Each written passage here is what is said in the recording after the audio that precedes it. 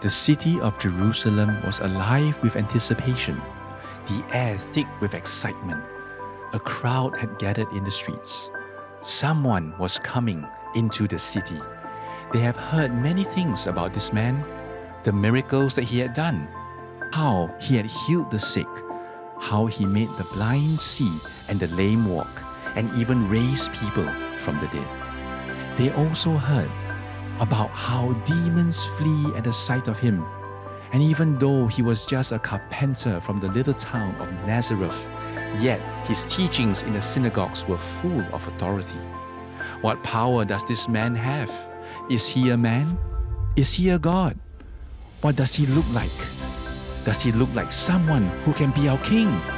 The people want to believe that this man, this Jesus, was the long-awaited Messiah, the one who will overthrow their Roman oppressors and restore their country, Israel, to its former glory. They desperately long for deliverance.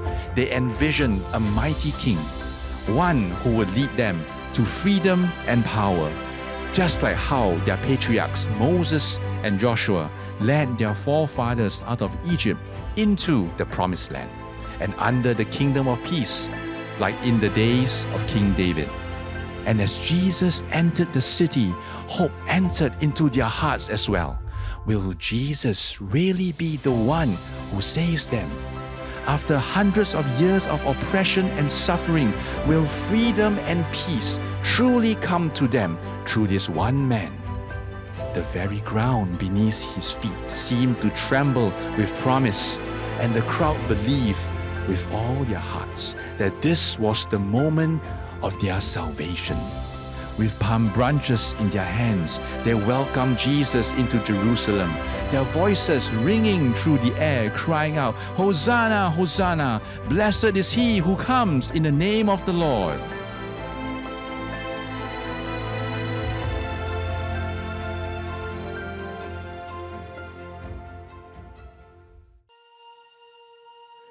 Jesus and his disciples were reclining at the table in the upper room. As Jesus broke bread and shared the wine with the 12, an unsettling truth began to unfold. His words were solemn, his voice heavy with sorrow.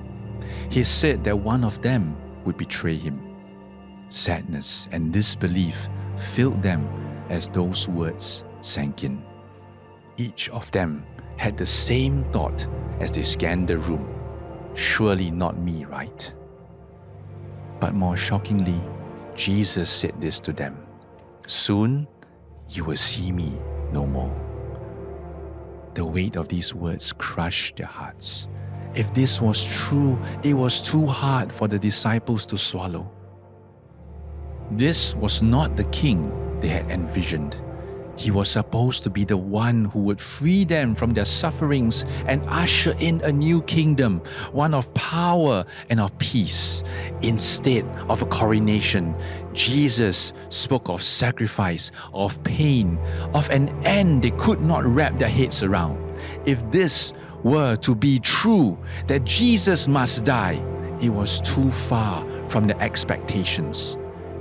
They had given up so much just to follow Jesus.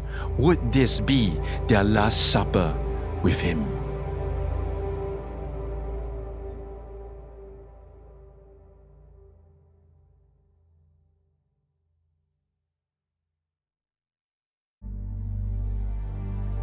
In the Garden of Gethsemane, Jesus was overcome with an unbearable anguish.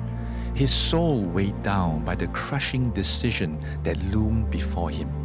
The weight of humanity's sin pressed heavily upon his heart. And as he knelt in the garden, a deep sorrow filled him, so intense that it caused him to sweat blood. His soul was overwhelmed with sorrow to the point of death. He cried out to his Abba Father, struggling with the reality of suffering that awaited him. The brutal and cruel cross, the separation from his Father, and the bearing of the world's sins seemed like an insurmountable burden. He pleaded, asking if there was another way. Yet in the depths of his agony, he yielded, saying, "Not my will, but yours be done." In that moment, the weight of the decision was more than mere fear. It was a profound moment of surrender as he faced the darkest road ahead, knowing full well the cost of the salvation he was about to bring.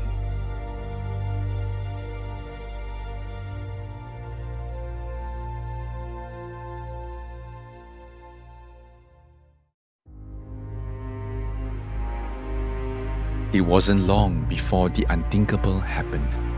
Jesus was captured in the dead of night, betrayed by one of their own, just as he predicted at the Last Supper, captured by the Pharisees and later brought before the high priest. He silently submitted to the accusations, the whipping, the scourging by the Roman soldiers, silently submitting to the fate that he was born on earth for. By daybreak, Jesus was bleeding from the crown of his head to the tip of his toes, and yet he was still forced to carry his own cross all the way to Golgotha. The crowd that had once hailed him now mocked him, stubbornly demanding for his crucifixion. They stood watching as he was beaten, humiliated, and dragged to a gruesome death on the cross. The sky darkened, and the earth seemed to groan as the nails pierced his hands and feet. The cries of anguish from his followers filled the air, but it was all in vain. As he hung on the cross, he looked down in compassion on those who persecuted him, and he asked God to forgive them. Jesus breathed his last and died. The king they had longed for, the one they had believed would deliver them, was dead. The hope they had placed in him lay shattered before them, and the world felt like it had come to an end. The light of their salvation had been extinguished, leaving them in despair. Jesus was obedient to the Father, true and true, even unto death.